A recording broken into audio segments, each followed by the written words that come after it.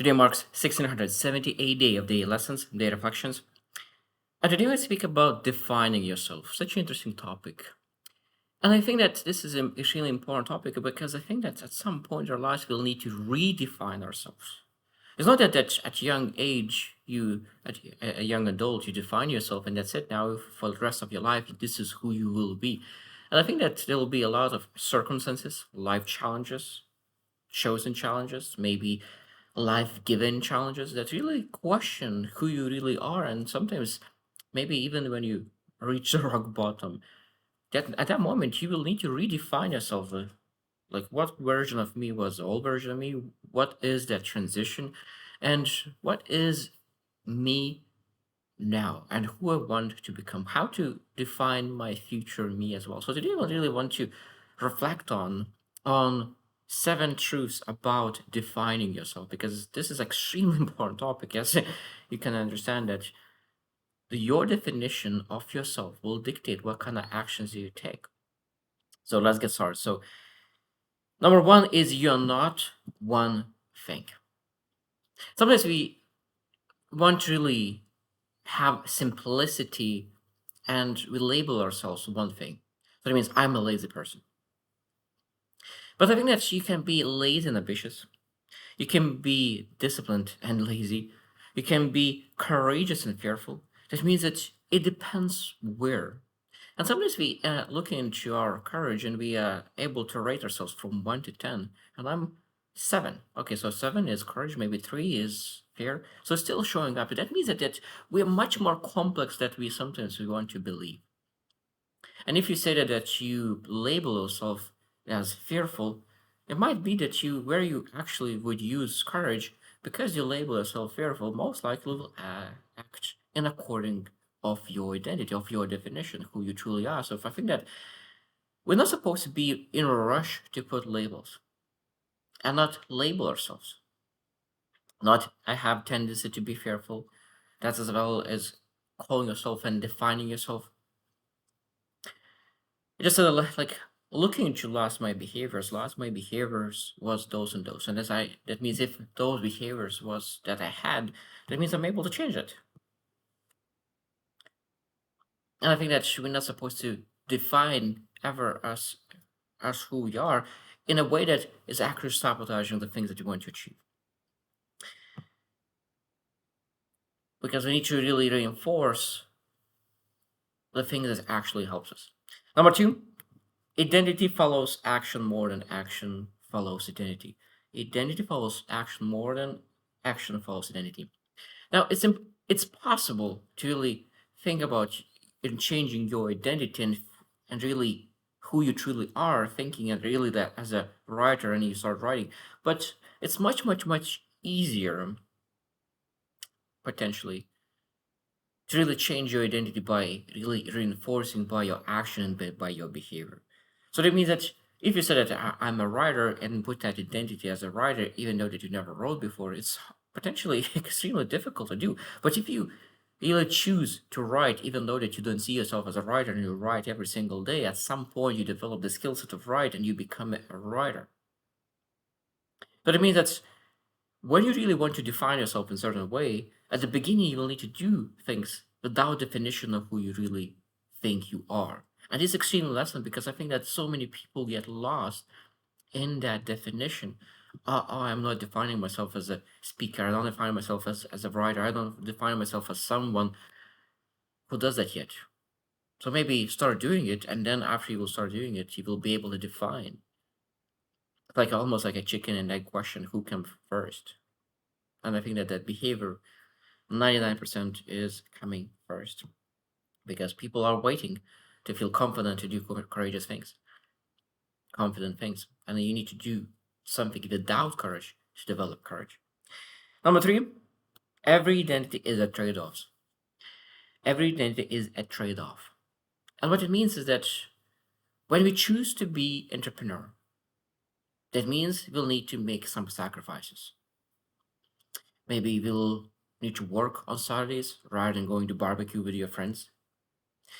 When you become a father, that will be a trade-offs. You will need to allocate your time now to the kids that is yours. That is your responsibility. Now you will need to really sacrifice your potentially your time of your pleasure to really give time to your kids. So that means every single the most important things in life requires trade-offs, not sacrifice, trade-offs. And I think sacrifice that sometimes it sounds that you really you give up something. But I think that when you really look into trade-offs, because when you become like as the most important thing as a father, how you can call your time as sacrifice when the most important thing isn't your kid? That's what it's not a sacrifice. That is a trade-off because you chose the most important thing, and that is a trade-off, not a sacrifice. So when you define yourself, and when you really choose something, it might be that you will need to trade off something, or maybe as I said, a sacrifice. But that means that if there's no trade-off, most likely there's no definition that really matters. Number four, the people around you are defining you whether you will realize it or not. That means our standards, our language, our beliefs, our ambitions, our excuses will be defined by other people. That because, as I mentioned, that our behavior really influence our identity much more than our identity, our behavior. So it means when we really start to see other people behavior and we start to tolerate other people behavior, we might at some point start to acting the same way. So we adopt other behaviors, other people behaviors, and we because absorbed, adopted other people behaviors, now we will absorb their identity at some point as well, and that is extremely dangerous. So that we always need to ask, okay, how do I normalize bad behavior so I could not tolerate that behavior into my life and I accept only behavior that is actually helping me. Number five, most suffering comes from self-deception. No, not lack of potential. Most suffering comes from self-deception, not lack of potential. And what it means is that we stay in a wrong relationship, we're staying in a wrong career, the habits are destructive. We potentially could really define us in the right way, but because we choose to deceive ourselves and not accept where we actually are, because it's sometimes it's hard to really define ourselves in the right way when you are deceived by your current environment.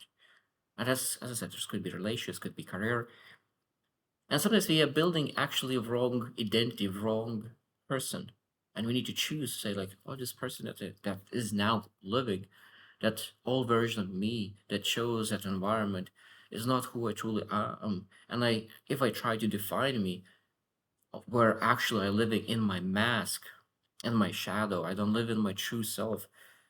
That definition of me will be very shallow because that's not who I am. This is this mask that to protect while I'm in this environment, and being able to really choose truth that hurts, but walk away from this. And that might be leading to a season where we'll be in a limbo between the old version of you and new version of you. And that's a painful position to be in, but at the same time it's necessary to truly define yourself. Number six, your standards determine your life more than your goals. Your standards determine your life more than your goals. It's interesting, we can have a goal, I want to get fit, but your standards will dictate if you actually get fit. Most people have goal to have like six pack or you look good, look fit, but their standards will dictate if they actually achieve it. Standard is as well even learning how to get fit at the beginning.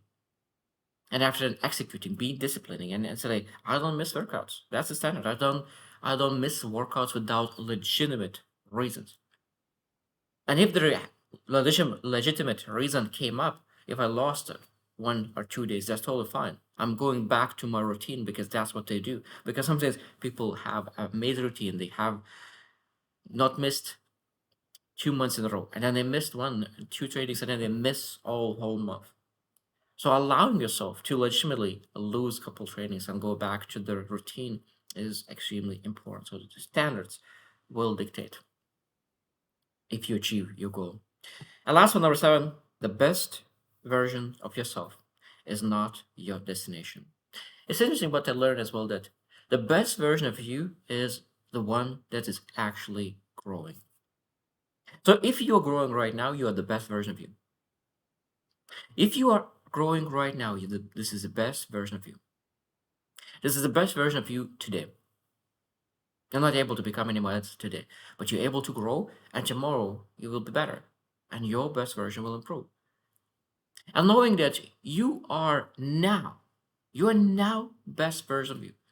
And we need to acknowledge that. We can acknowledge that and accept that because sometimes we're waiting. I'm guilty of that. Waiting for that tomorrow when it will be the best version of you. You now are the best version of you. And I think that's the beautiful thing.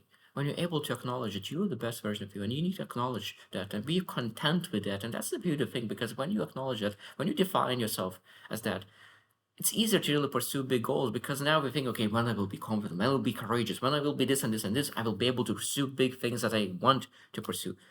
But now when I say, I am the best version of me right now, and I'm able to pursue those things right now, it gives freedom to really pursue the things that matter or now rather than waiting for tomorrow. Because I really love saying that the longer you wait, the longer you wait, the longer you wait to really take actions towards your goals, the longer you wait to really reap the results from that. So I hope you reflect because this is a beautiful topic.